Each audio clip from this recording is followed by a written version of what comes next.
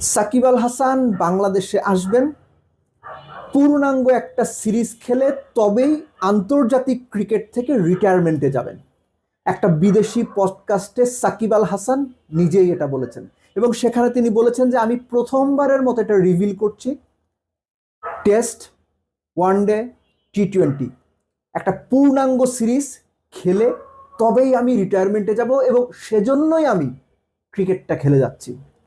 Test, one day, টি-20 কিংবা টি-20 one day test যে কোনোভাবেই সেটা হতে পারে, কিন্তু সাকিব আল হাসানের চাওয়া, তাকে জিজ্ঞেস করা হয়েছিল এটা আপনার স্বপ্ন কিনা, সাকিব তার উত্তর দিয়েছেন যেটা তার চাওয়া।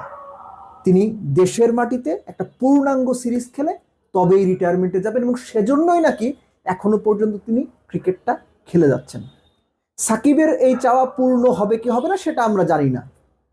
আপনি কি মনে করেন সেটা কমেন্ট বক্সে অবশ্যই জানাতে পারেন। ওই পার্টিকুলার পডকাস্টটাতে সাকিব আল হাসান অনেক বিষয় নিয়েই কথা বলেছেন, তার ক্যারিয়ার, তার ব্যান, কিংবা রিসেন্ট টাইমে যে সমস্ত ইস্যুস ছিল, তার বোলিং অ্যাকশন প্রশ্নবিদ্ধ, চোখের সমস্যা, অনেক কিছু। তো এর মধ্যে ইন্টারেস্টিং ব্যাপারটা হচ্ছে এইটা যে সাকিব আল হাসান নিজেই বলছেন যে তিনি এখনো পর্যন্ত কোনো ফরম্যাট থেকেই অফিসিয়ালি রিটায়ারমেন্টে যাননি, এবং বাংলাদেশের জার্সিতে বাংলাদেশে পূর্ণাঙ্গ সিরিজ খেলে ইন্টারন্যাশনাল ক্রিকেট ক্যারিয়ার শেষ করার আশা এখনও সাকিব জিয়ে রেখেছেন, এবং তিনি বলেছেন তিনি বাংলাদেশে ফিরবেন। তার ক্রিকেট ক্যারিয়ার প্রায় শেষের দিকে, এটা স্বাভাবিকভাবেই মানে না মেনে নেওয়ার কোনো কারণ নাই, এবং তিনি রাজনীতিতে মনোনিবেশ করবেন, মাগুরার মানুষের জন্য কাজ করতে চান, পলিটিক্স করতে চান, এই বিষয়গুলো তিনি সেখানে বলেছেন। এবং আরেকটা ব্যাপার আমার কাছে ইন্টারেস্টিং মনে হয়েছে যে সাকিবকে জিজ্ঞেস করা হয়েছিল যে তার ক্রিকেটিং ক্যারিয়ারের একটা বেস্ট মোমেন্ট যদি পিক করতে হয় তাহলে তিনি কোনটা পিক করবেন। এত বড় একটা ক্যারিয়ার, এরকম গ্লোরিয়াস একটা ক্যারিয়ার থেকে একটা মোমেন্ট পিক করা তো difficult. Shakib cricket playing wise বা ক্রিকেট খেলার মধ্যে থেকে জাস্ট 2019 বিশ্বকাপটা পিক করেছেন, হুইচ ইজ আন্ডারস্ট্যান্ডেবল। বাংলাদেশের যে কোনো ক্রিকেটারের বিশ্বকাপে গ্রেটেস্ট এভার পারফরমেন্স, এবং সাকিব যে ওই বিশ্বকাপে মানে প্লেয়ার অফ দ্য টুর্নামেন্ট যে হন নাই, এটাই অনেকটা বিস্ময়ের। কিন্তু আরেকটা ব্যাপার যে সাকিব বলেছেন যেটা ক্রিকেট খেলার বাইরে, সেটা হচ্ছে অনূর্ধ্ব 15।